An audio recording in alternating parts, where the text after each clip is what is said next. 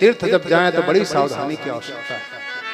बड़े सावधान होकर के अगर तीर्थों में पाप हो जाए तो वज्रलेप बन जाता है, भोगना पड़ता है। इसलिए बड़े सावधानी होकर के फिर ऋषियों ने पूछा महाराज कि कैसे हम धर्म करें, साकाम होकर के निष्काम होकर के कई तरह से हैं, कैसे हमको करना चाहिए। तब उन्होंने कहा दो तरफ से विशेष रूप से धर्म है। धर्मश्च द्विविधः प्रोक्तो द्रव्य देहद्वयेन च।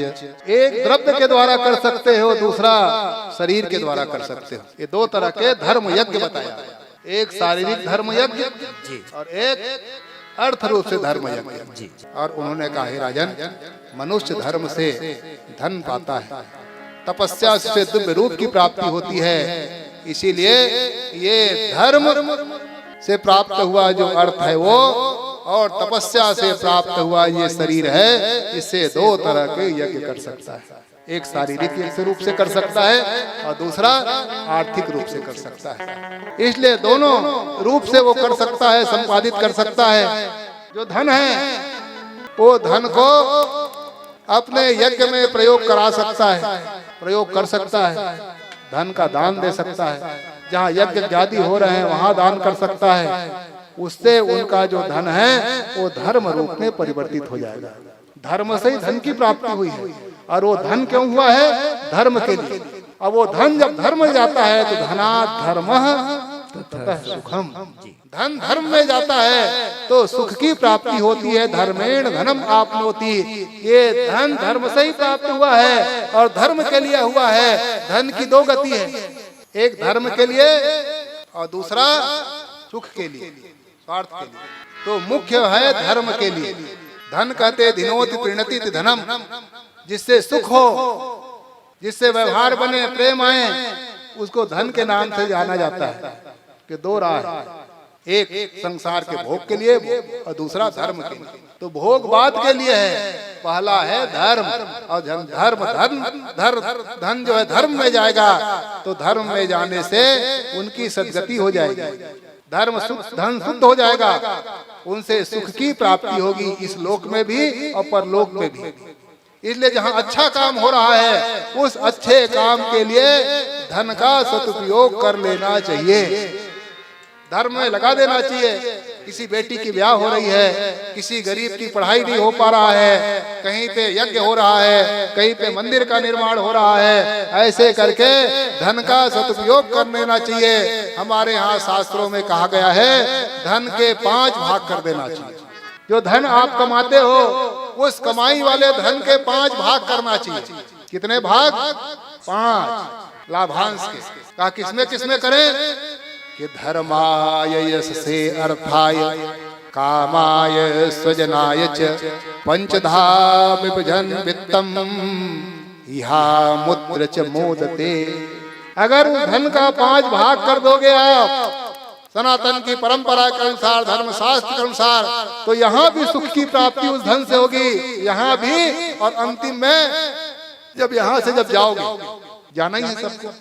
अमर खा के कोई अमर बेल आया नहीं, आज नहीं तो कल सबको जाना है। कोई ऐसा कह नहीं सकता कि मैं नहीं जाऊंगा। कोई चला गया, कोई चला गया, कोई जा, कोई न गठरी बांध ले जा। कोई चला गया, कोई जावे, कोई न गठरी बांध ले जा। कोई खड़ा तैयार अकेला रे,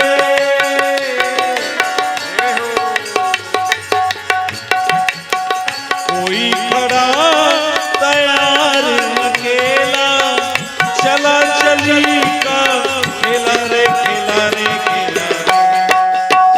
2 दिन का जग में मेला, चला चली का खेला।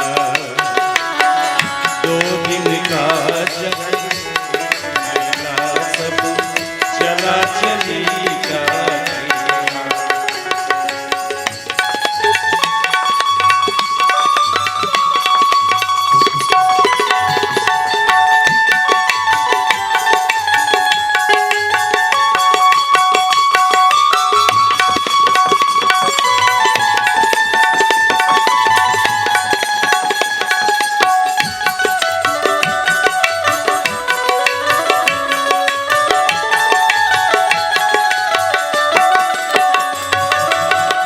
ये तो है नस्वर संसार, हरि को भज ले तू रे प्यारा।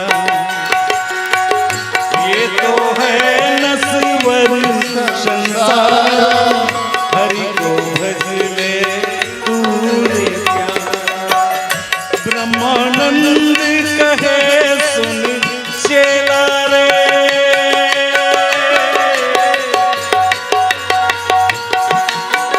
ब्रह्मानंद कहे सुन चेला, चला चली का खेला रे, खेला रे, खेला रे। 2 दिन का जग में मेला सब, चला चली का खेला। 2 दिन का जग में मेला सब, चला चली का। इसलिए बंधु को ये नहीं कह सकता कि मैं सदा सदा रहने वाला हूं। कोई कह सकता है गारंटी किसी की? कब को जाना है छोड़ करके। अब जब जाओगे तो यहाँ का धन चलेगा? बोलो, 1 रत्ती ले जाने वाले हो? 1 रुपया भी चला जाए बहुत कमाए, 1 रत्ती भी यहाँ से ले जाने वाला, तो वहाँ कौन सा धन चलता है? वहां जो चलता है उसी धर्म का नाम है धर्म। वहां धर्म रूपी धन चलता है। तो यहाँ जो हम अपने धन का उपयोग धर्म के लिए कर रहे हैं, तो परिवर्तन कर रहे हैं धर्म में, एक्सचेंज। जैसे इसी पृथ्वी में एक देश से दूसरे देश जाओगे तो आपका पैसा रुपया नहीं चलने वाला, पैसे का परिवर्तन करते हैं। वहां जो चलता है उसका बदला कर लेते हो, कहीं दिनार, कहीं डॉलर, कहीं और कहीं कहूँ जो भी चलता। वैसे ही जब एक ही पृथ्वी में एक देश से दूसरे देश में आपका पैसा नहीं चलता, तो एक लोग छोड़ करके परलोक जाओगे। तो जब परलोक जाओगे तो आपका पैसा चलेगा? जब यही नहीं चलता तो वहां कैसे चलेगा? इसीलिए धन को धर्म में परिवर्तन कर लेना, इसी का नाम है बुद्धिमानी। वह हम जो यज्ञ कर रहे हैं, यज्ञादि कर रहे हैं, अपने घर से दान दे रहे हैं, ये सब क्या कर रहे हैं? धर्म में परिवर्तन कर रहे हैं, फेंक थोड़ी रहे हैं। दान देने से कभी भी आज तक के धन किसी का नहीं घटा बना। आज तक का रिकॉर्ड आप खोल के देख लीजिए, इतिहास है, शास्त्र है, पुराण है, किन्हीं ने दान किया हो उनका धन घट गया। ऐसा कभी नहीं होता। धन दान करना बीज बोना है, और जो जितना बीज बोता है उतना ही कई गुना होकर के बढ़ जाता है। आज तक के कभी भी दान देने से किसी का धन घटा नहीं, कहां से आता है पता नहीं चलता, अपने आप उनकी पूर्ति हो जाती है और उससे बढ़ जाता है। सो धन धन्य प्रथम गति जागी,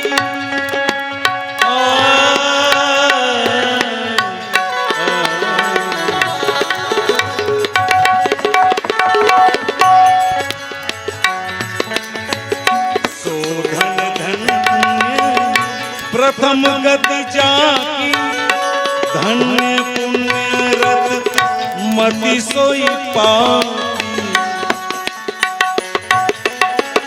धन्य घड़ी सोई जब सत्संगा, धन्य घड़ी सोई जब सत्संगा। धन्य जन्म द्विज भगति अभंगा, धन्य जन्म द्विज भगति अभंगा। मन तड़प हरि सने को आज, मन तड़प सने को आज। मोरा तुम बिन फिक्रे सगर काज, मोरा तुम बिन फिक्रे सगर काज। मन तड़प सने को आज, मन तड़प दर्शन को आज। इसीलिए बंधु, ये तो दान कर रहे हैं, वो धर्म में परिवर्तन हम कर रहे हैं, इसको फेंक नहीं रहे। हमारे यहाँ बुद्धिमान कहा गया है। बुद्धिमान कौन है?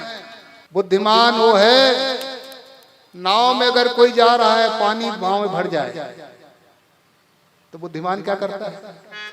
आओ भरो, आओ भर जाओ, कहता है। बुद्धिमान वो है, नाव में अगर पानी बढ़े तो उनके उलीच दे।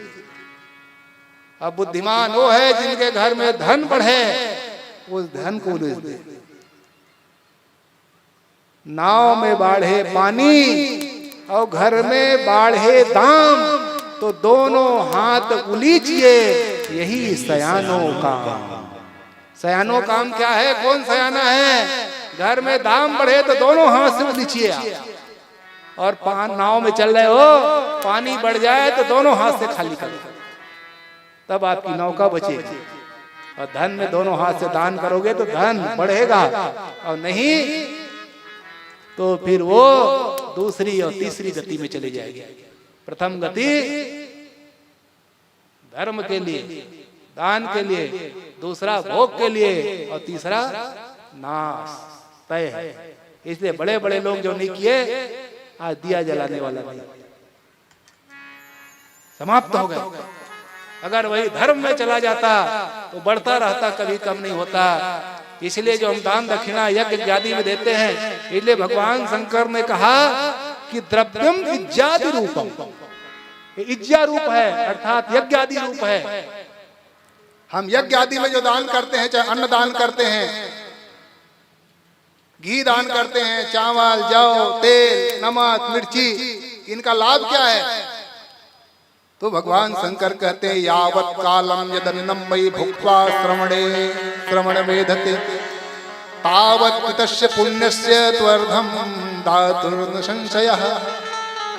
जो हमने अन्नदान आदि किया है और उस अन्न भोजन बन रहा है, भगवान को भोग लगा रहा है, प्रसाद बन गया, और उस प्रसाद को पा करके जो पुण्य कर रहा है, जो कथा सुन रहा है, जो परिक्रमा कर रहा है, तो जो कर रहा है उनका आधा पुण्य उस देने वाले अन्नदाता को मिल जाता है। उन्होंने दान दिया है अन्न का, यावत कालम तदन्नम मयि भुक्त्वा श्रवण वेदते। अगर उन्होंने कथा श्रवण कर रहा है कोई, और आपका दिया हुआ अन्न अगर ग्रहण किया है, तो उसका जो पुण्य है, वो आधा पुण्य जिनका अनाज खा करके आप कर रहे हो, उनको चला जाता है। पर आप में से कटौती नहीं करता, भगवान की एक विशेषता है। आधा तो चला जाएगा, पर ये मत सोचो कि मेरा पुण्य कम हो जाएगा। आपका पुण्य कम नहीं होगा। भगवान पूर्णः पूर्णमदः पूर्णात् पूर्णमुदच्यते पूर्णस्य पूर्णमादाय पूर्णमेवावशिष्यते। भगवान पूर्ण है, उसका आधा के बराबर वो दूसरा पुण्य दूसरे खाते से दे देगा, और आपको आपका बचा रहेगा। इसलिए अन्नदान करना चाहिए। इसलिए हमारे यहाँ परंपरा थी, हमारे यहाँ शेर समान निकाला जाता था। हर घर में शेर समान लोग देते थे, ताकि ये शेर समान जो दे रहे हैं, चावल, दाल, गेहूं, आटा, नमक, मिर्ची, तेल, सब उसमें रहता था, ताकि इसका उपयोग वो अपना भोजन करे, भजन करे। अब भोजन करके भजन करेंगे तो उस भजन का आधा फल हमको प्राप्त हो जाएगा। इसलिए अन्नदान खूब करना चाहिए, खूब चावल दे, दाल दे। भजन पूजन करने वाले मंदिरों में, यज्ञ में, साधुओं को, महात्माओं को, ब्राह्मणों को, भजनार्थी को अगर ऐसा करते हो तो उनका आधा पुण्य आपको प्राप्त हो जाएगा। बंधु, तीर्थ जा रहा है तो उनका सहयोग करो, तो जो तीर्थ यात्रा करेगा उसका आधा पुण्य आपको मिल जाएगा। तीर्थ तो वो करेगा, उनको जो मिलेगा सो मिलेगा, जितना है वो आधा आपको प्राप्त हो जाएगा। इसलिए तीर्थ करने से ज्यादा तीर्थ कराने का पुण्य है। भोजन करने से ज्यादा भोजन कराने का पुण्य है। इसलिए हमारे यहाँ कहा गया है, जब धन आए तो धन को धर्म में परिवर्तित कर दे, और लाभांश उनका 5 हिस्सा कर देना चाहिए। पहला हिस्सा धर्माय, धर्म के लिए। अगर आपने 100 रुपया कमाया है तो 100 रुपया का 5 भाग बांट दो, 20-20 रुपया। मूलधन का नहीं बांटना है, मूलधन उतना ही रहे। जो लाभ आपने कमाया है उस लाभ के 5 हिस्सा करना चाहिए। एक धर्म के लिए, दूसरा यश से यश कमाने के लिए। हमारा यश भी तो होना चाहिए, इसलिए यश कमाने के लिए एक हिस्सा 20 रुपया लगा देना चाहिए, अर्थाय, और 20 रुपया मूलधन में जोड़ देना चाहिए, ताकि वो मूल भी आपका बढ़ता रहे। चौथा, कमाएं अपने काम के लिए। घर बनाना है, दुकान बनाना है, गाड़ी मोटर खरीदना, ये करना है, सुख सुविधाओं के लिए लगा देना चाहिए। और एक हिस्सा, 5वां हिस्सा स्वजनाय च, अपने रिश्तेदार, नातेदार, सगे संबंधी, परिवार, समाज, इनके लिए लगाना चाहिए। जो आपने कमाया है वो केवल आपका नहीं है, और हम समझते हैं जो हम कमाए थे हम खाएंगे, वो केवल तेरे हिस्सा नहीं है, उसमें सारे स्वजन का भी जुड़ा हुआ है, रिश्तेदार नातेदारी की भी हिस्सेदारी उसमें है। केवल आपने कमाया है, अगर केवल आप खाओगे तो पाप को खाओगे। इतने 5 हिस्सा उसमें जुड़ा हुआ है। एक हिस्सा अपने रिश्तेदार नातेदार, जिसके पास जरूरत है उसकी जरूरत की पूर्ति करो। कपड़े नहीं है कपड़े, शिक्षा नहीं है तो शिक्षा, विद्या नहीं है तो विद्या, शादी है ब्याह है, पढ़ाई लिखाई भोजन पानी, उनकी भी व्यवस्था, अगर आपके पास धन आया है तो उनकी भी जिम्मेदारी है, आप उनको करिए, उसका हिस्सा उसमें जुड़ा हुआ है। केवल मैंने कमाया इसलिए मेरा है, ऐसा नहीं। इसलिए हमारा शास्त्र कहता है कि 5 हिस्सा उसको कर दे। ऐसा जो करता है यहाँ रहता है तो सुखी होता है, यश मिलता है, जय जयकार लोग करते हैं, और यहाँ छोड़ करके जब परलोक चला जाता है तो वहाँ भी धर्म रूपी पूंजी उनका स्वागत करता है, आइए, और उनका वहाँ भी सुख सुविधा स्थापित हो जाता है। इसलिए 5 हिस्सा करना चाहिए। इसलिए 2 तरह के यज्ञ बताए, एक अर्थ के द्वारा, वो धर्म से ही प्राप्त हो, और दूसरा तीर्थ स्नाद दैहिकम, दूसरा देह से किया जाने वाला। अगर शरीर भगवान ने दिया है तो इस शरीर को भगवान के लिए अर्पित करें, मन से उनका चिंतन करें, कान से उनका श्रवण करें, मुख से उनका गान करें, पैर उनके मंदिरों में, उनके तीर्थ स्थानों में जाए, ये शरीर तीर्थों में जा करके डुबकी लगाए, और डुबकी लगा करके उसके द्वारा, शरीर के द्वारा यज्ञ करें।